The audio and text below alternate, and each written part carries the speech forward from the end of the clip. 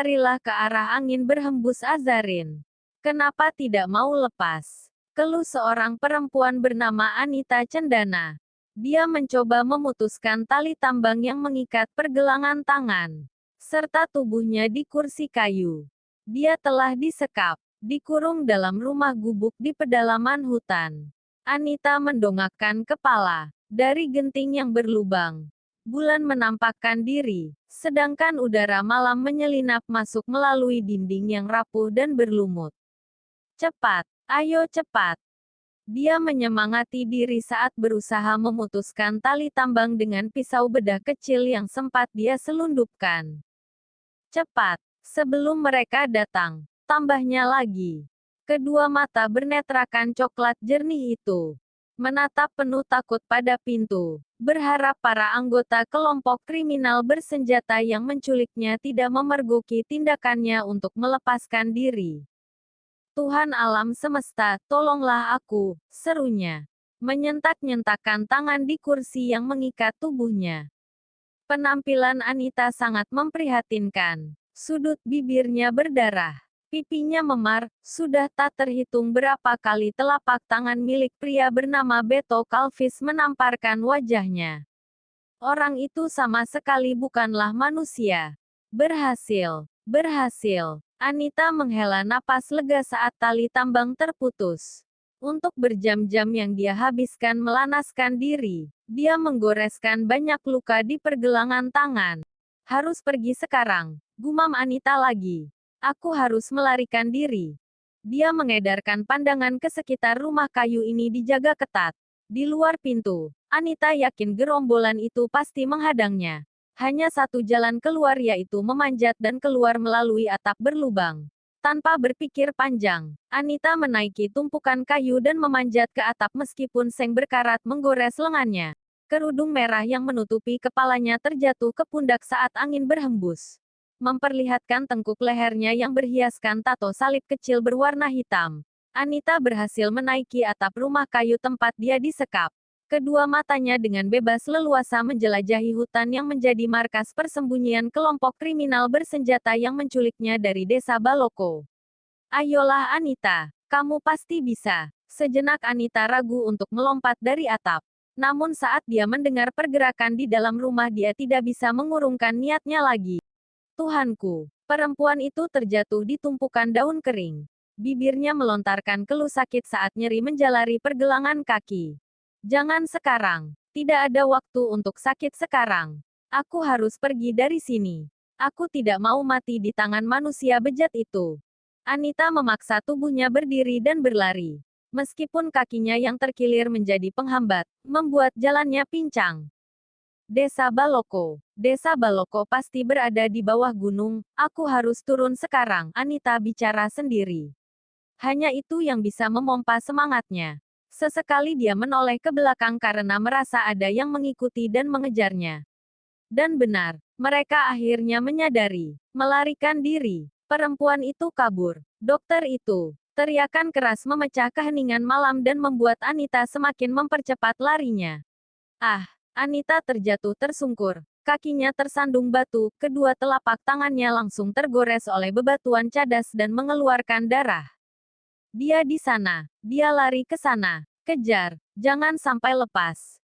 Kalian tidak becus. Biar saya saja yang menangkapnya. Suara terakhir itu membuat Anita lekas berdiri lagi. Sosok pria yang berjalan menghampiri menjadi mimpi buruknya. Dia, tidak, aku harus pergi. Aku harus pergi. Anita menggelengkan kepala frustasi.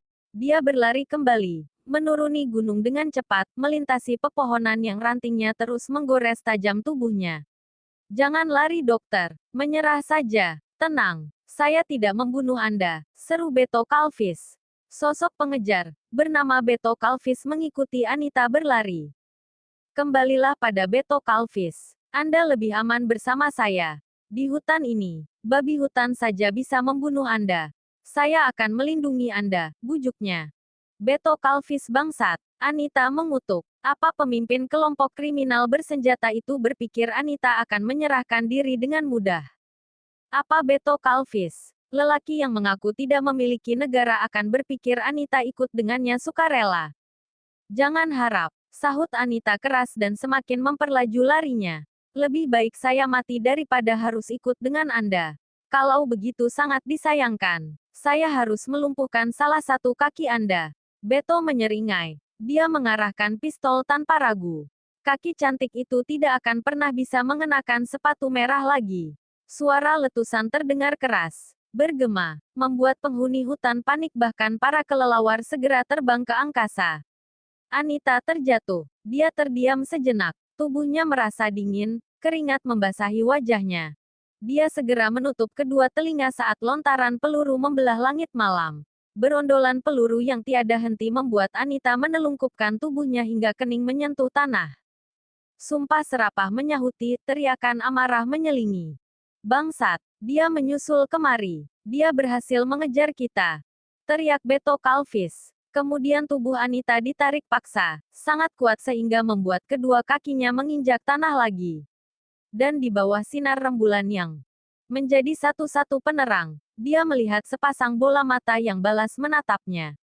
Letnan Hamdi, Anita berkata tidak percaya. Ternyata lelaki itu menyusulnya, mengejar Anita ke pedalaman hutan untuk menyelamatkannya. Hamdi lekas menarik Anita ke belakang tubuhnya, menggenggam tangan Anita seraya berjalan mundur, sedangkan tangan kanannya memegang pistol masih mengarah ke Berto Kalvis. Lelaki itu menjadi temang melindungi Anita dari lontaran peluru.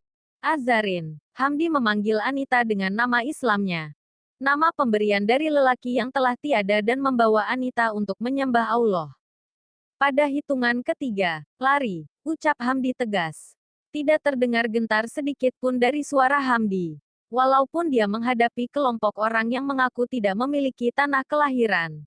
Dari orang-orang yang mengaku telah terusir dari dua negara. Ke arah angin berhembus kamu mengerti maksud saya kan? Hamdi menoleh dan memberikan seulas senyuman pada Anita. Seperti biasa dia terlihat congkak. Dan jangan terharu. Karena setelah ini kamu harus membayarnya. Menikah dengan saya, ucap Hamdi seraya tertawa kecil. Menurut saya itu setimpal dengan apa yang saya lakukan hari ini. Mempertaruhkan nyawa saya untuk menyelamatkan kamu. Hamdi mengalihkan pandangannya kembali. Senyum itu meluntur dan tergantikan ekspresi dingin. Dan saya tidak menerima penolakan sama sekali.